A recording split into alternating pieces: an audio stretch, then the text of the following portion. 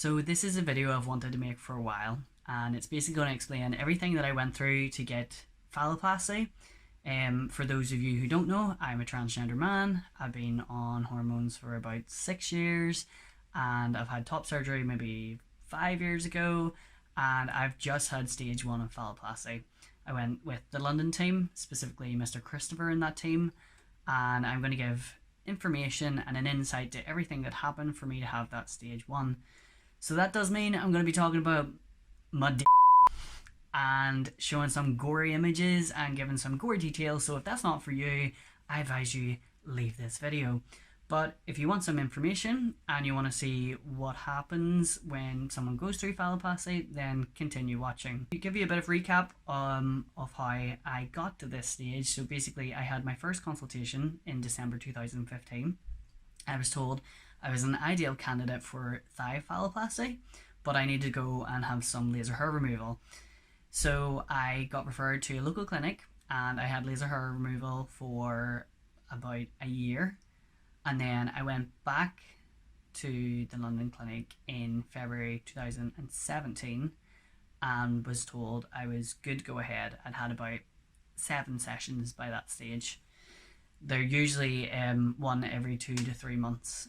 So that my laser was in the Ulster clinic because I'm from Belfast, and I would definitely recommend them. I don't have any problems with them. They were very respectful to me, and they never really asked why I was getting laser hair removal or what surgery it was for. They were very good. Unfortunately, there was some delays with the gender identity clinic here, and they couldn't process any surgeries for a year. So in February 2019, which was 21 weeks ago, I had stage 1 phalloplasty. So I started my journey. I had to fly over to London from Belfast, and here's the journey.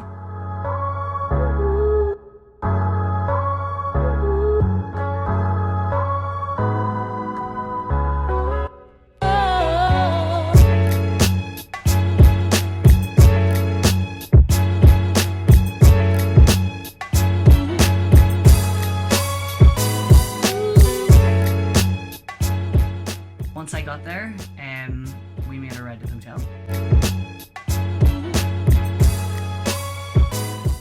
And when we got to the hotel, I stayed in the, I'm not going to say this right, but it was called the Danubis Hotel near Regent's Park. It was a nice hotel.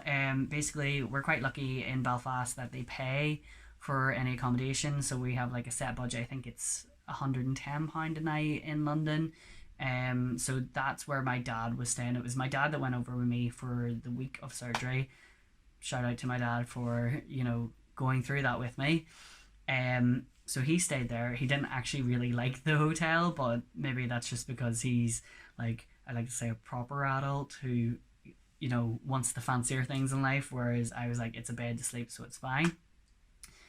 So I slept there on the evening before my operation and had to wake up at 6 a.m. to go be admitted to hospital for 7 a.m. So we got a very early taxi.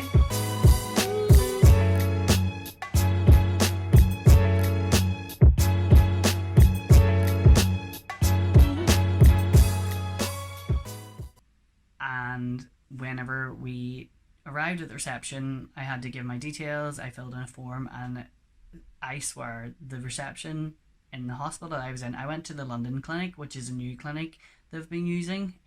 Usually it would be like St. John's and Elizabeth or a place called the Spire, but this clinic they've started to use it for more surgeries, and it's a really nice clinic. It was like a hotel whenever I arrived at the hospital. They checked you in. They were all like in little like uniforms, but it looked like hotel uniforms, and then they brought me up to my room. So I got all settled in, and I'll show you a clip from inside the room here so you can see what they're like.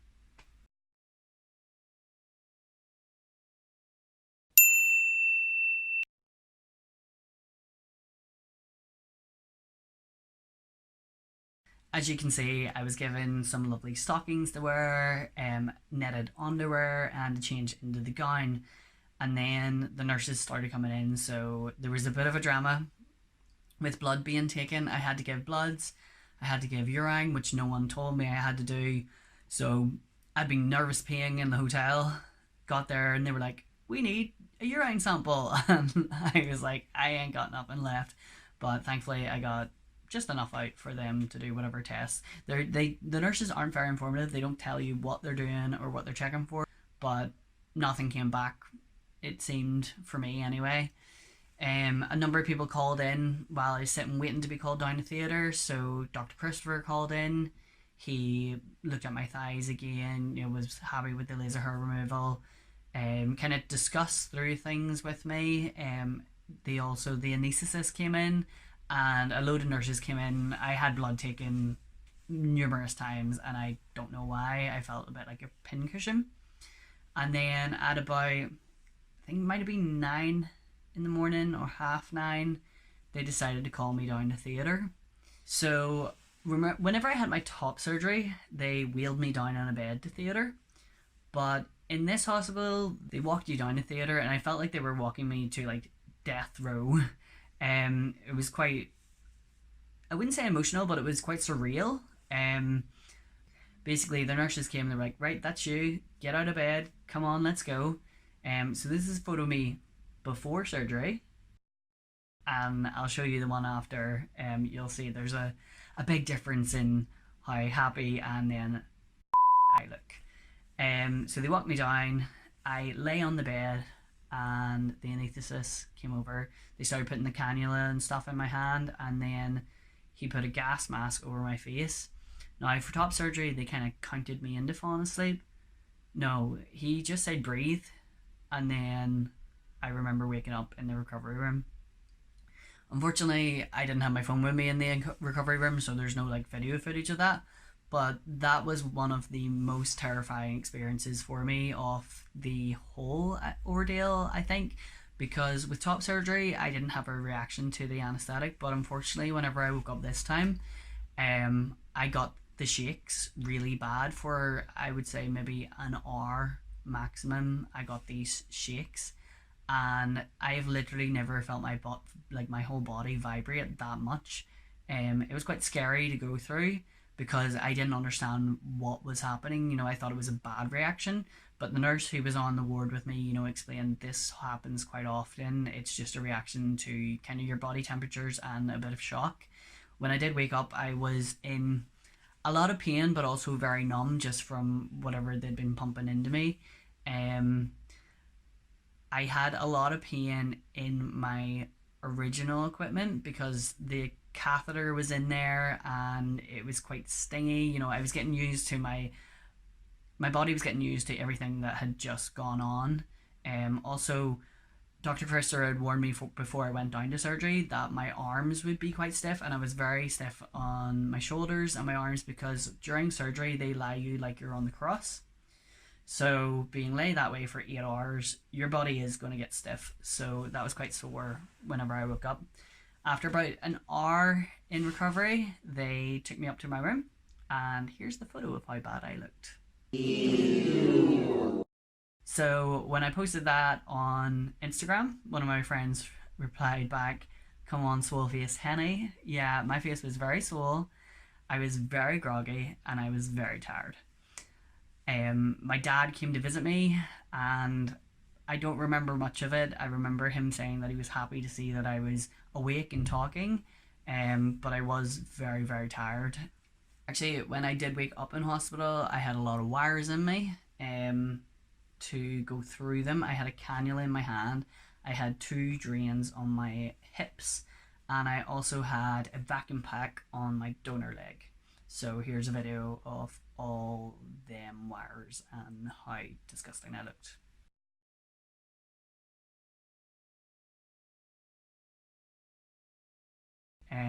That whole night was quite a bad night. They wake you up every hour for observations.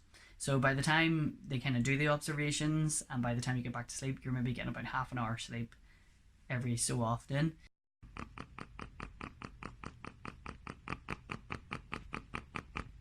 So I was very tired after that. The test that they do is they take your temperature, they do your blood pressure, and a few other observations I can't fully remember now. But the main one is the Doppler, and that's to see that the blood flow has taken to your new phallus. I probably should say, for anyone who doesn't know, stage 1 phalloplasty is the creation of the phallus using a donor side of skin. So I had a graft, well, the main donor was my right leg, and then I had a graft from the left leg put on top of the right leg because it was such a deep amount of tissue that was taken, and that created the phallus. So they basically, because it is a new like organ in your body, they need to check that blood flow is going. So I took a video later on in the week of what the Doppler sounds like and what it is. So here it is.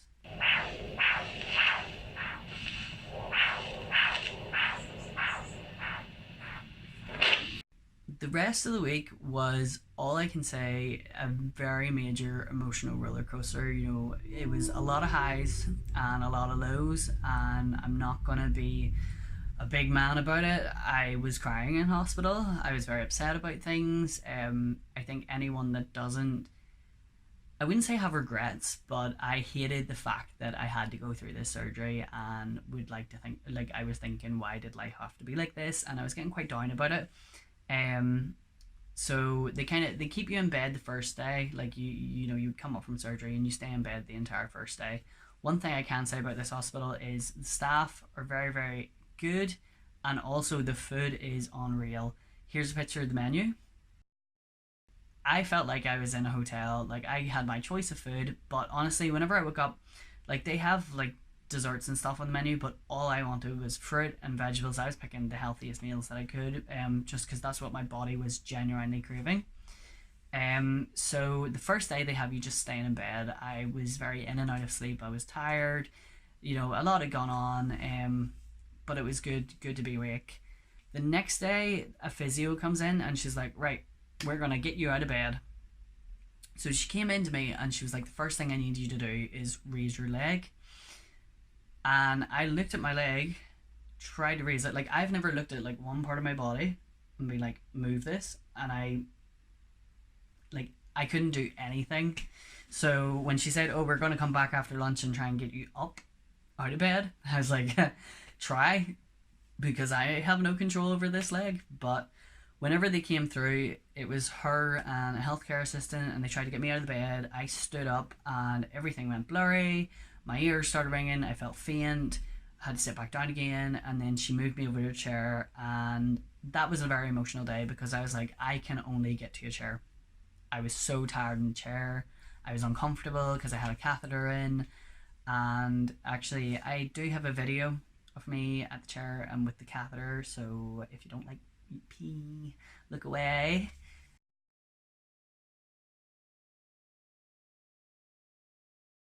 So then the next day, the physio came in. She was like, we're going to be walking today. And I was like, if I couldn't get up yesterday, you basically had to throw my body into a chair. How do you expect me to walk? But, it's kind of a mind over matter thing. And I was like, I want to walk. I want to do this. So I did it. I got up. I walked. She was like, how do you feel about walking a hall? And here's the proof. Little Sally Walker walking down the street. She didn't know what to do, so she jumped in front of me. Little Sally Walker walking. So that was a big day for me. I was super happy that I could actually walk. It felt amazing to have some sort of freedom instead of being trapped in a bed. I would like to note that I was in bed most of the time. I actually just started developing like bed blisters. Picture here. They were very horrible, but apparently very normal. Some of them burst, some of them didn't. It was a bit gross, a bit sore, but they're a normal part of being in hospital. When I was in hospital, the nurses were coming in and out, constantly doing tests on me. They were poking and prodding me. They have to give you like I don't even know what it is. It's like these jabs to make sure that your blood clots there's no blood clotting. So usually I'd be quite upset about needles, but I was that tired and that defeated that I was like, just stab me. I don't care. I had them coming in with so many pills. So if you have problems swallowing pills, like just maybe, I don't know, just a heads up, you have to swallow a lot of pills, a lot of antibiotics, paracetamol. You're on codeine on the drip, or is it morphine? And then they move you to codeine or something like that. Yeah, by day, let's see, the first day I was in bed, then second day chair, third day, I was walking. Fourth day, they had me doing stairs. So that was quite something because you actually have to learn how to navigate stairs again. You can't take them like the way you can't walk stairs the way you normally do. You have to take them one at a time, and you have to do. They taught me this. Good leg to heaven, bad leg to hell. So when you're going down, use your bad leg first. When you're going up, use your good leg first because you're having to hoist yourself up. So that was quite interesting. And then by day 5, they decided to shower me. So for the week, I had been kind of bed showering. See this lovely photo of me in a shampoo cap. The shower day was quite difficult, mainly because like I still had the pump on me. They had taken the catheter out by this stage because I was up and walking. That was a super relief. And then, yeah, the shower was horrific because I kind of had to hold the phallus because you're still not allowed to let it hang free because, you know, it's still stitched together. And then a nurse had to see me naked, which as a trans person, that's quite uncomfortable. I think for anyone, a nurse, especially like a young person, a nurse showering you is not that nice. They don't actually shower you. They just kind of help you into the shower and then leave, like sit outside and leave you to yourself. The problem with me was my phallus, there was like they put a drain on it and it should have stopped bleeding by that day. Unfortunately mine was still dripping, which meant, you know, naked, exposed, blood dripping everywhere. It's quite horrific. Some of it got in the towel and the nurse ended up having to leave me. The door was unlocked and I had no actual towel around me and I was freezing by this stage, and I got back to my bed and cried my lamps out. So if you think it's going to be an easy experience, think again. It was literally mentally one of the hardest things I've gone through. By the next day they decided to show me my legs and kind of take all the bandages off. So that was quite shocking. Here's a picture of my leg, and I do give a big like warning. This is graphic. So here it is. You better stop! Bitch, stop! What it reminded me of was this. I was quite relieved though, because I've actually seen worse images than that, and honestly now with the way it's healed, it's pretty good. So on the Monday morning they discharged me. I think it was Monday, and I had to make my way back. So getting back was easy but also not so easy. I ended up getting an Uber straight from the hospital to the airport and got an airport wheelchair. My dad had to wheel me about. Here's some lovely footage of that.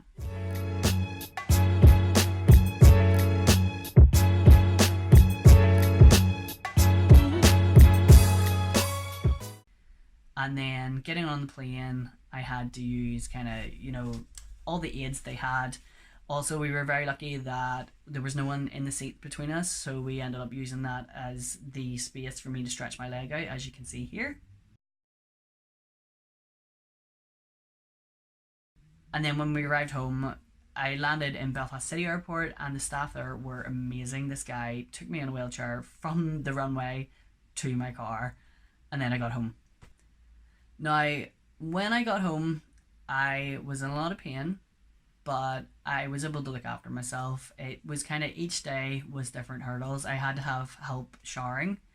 I had a lot of bandages that I had to sort out. I'm going to give a quick overview of all the bandages that you need and kind of things that would help you out.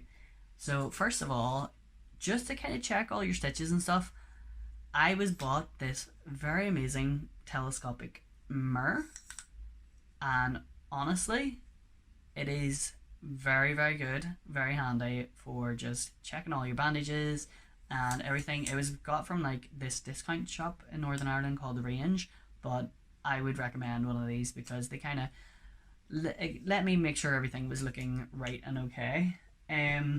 What you do need is a lot of these pads. They're called primer pads, and they have to be used for your leg and also for underneath the phallus. You get given a lot of hospital knickers that you have to wear. It's very horrible. I would recommend when you're coming home to wear a size larger tracksuit bottoms. You don't need anything else in hospital with you, like baggy tees. You don't wear any clothes in the hospital other than the gown, so getting home, just really comfortable clothes. I had to wear bigger boxers when I started wearing them. I had to wear lovely little boy pants. I actually think I still have them in here. So you get pants like this, and they're not attractive, they're not sexy, but they hold everything in place and they're very useful. Other bandages include Jello Net. If you can see that, it's just like Vaseline coated bandage, and it's very good keeping everything just nice and moist, making sure the wounds don't dry out. Tegaderm film is another one that I would say definitely ask for all these prescriptions before you go away to the hospital, because you'll need them. This allows the bandage to be waterproof, so you can shower once you get home. You know, you're allowed to shower just as long as you have this on. Also the Calplastat was very good, and each day was kind of, you know, as I said, it was highs and lows. So by about 2 weeks later, I was going out for little walks and I was generally looking better. I'll show you a picture now of the progress that my legs were doing. So this is my donor leg and this is the graft leg. Funnily enough, the graft leg was actually the stingiest in hospital. The donor leg is pretty numb. It's still quite numb at the minute anyway. So at about the 5-week stage, I ended up going back to London for my post-op. The very lovely Bethan went with me, as you can see here. And she very kindly pushed me around the airport in a wheelchair.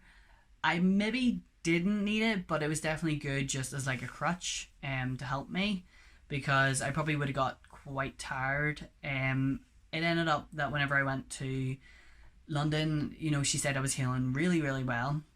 She taught me about flushing, which is another thing you have to do until stage 2, which is just a syringe, and you have to basically put it through, not the entire syringe, but you have to squirt water through the phallus because nothing's hooked up yet, so it just needs to be clean.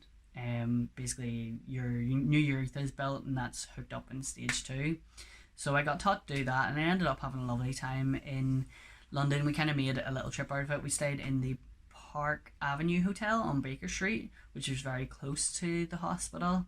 I actually ended up visiting it again just at night, as you can see here, and that was very surreal again, you know, just to be like I was there, you know, 4 weeks ago. So we ended up having a wee trip and we went to Sketch, which is a very cool restaurant in London, and it was a nice trip. So I've came back and, you know, was recovering well and decided to go back to work early because I had asked for 10 weeks off work, and I went back at the 9-week mark. So I really can't complain with how I've healed. I'm doing very well now, and I'll show you. I'm wearing shorts right now so that I can show you guys what my legs look like now. I'll maybe not be able to show you the graft leg that much because the shorts aren't that, they're quite tight.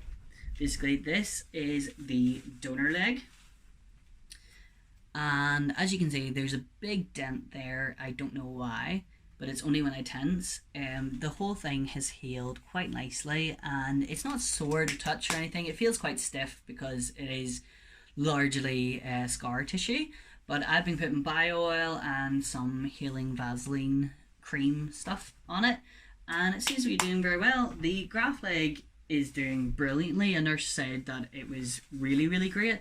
I don't even know if you guys can see any of the scars there, but yeah, you can see it on the camera. It's quite light, and hopefully by 2 years I'll be able to get them tattooed over anyway. So I hope I've given a good insight into everything that happens during stage 1 of thigh phalloplasty. I'm going to be getting stage 2 sometime next year. It'd probably be a year. They tend to aim for like a year after you get put back on the list. So I got, you know, they were happy with my recovery by May this year. so maybe May 2020. But you know, if my personal life it doesn't fit around that time, I'm sure I can wait until later in the year. But sometime in 2020 I go for stage 2. Stage 2 involves taking everything out of you, closing everything up and connecting up your urethra so you'll be able to pee stand up. And I'm really looking forward to that. You know, it'll be a next stage in my journey, and I'm excited to progress with things and see how things go on. So I hope this video has been informative. If you have any questions or anything that you think you want to ask more information on, or there's anything that I haven't covered, please do comment underneath, and thanks for watching.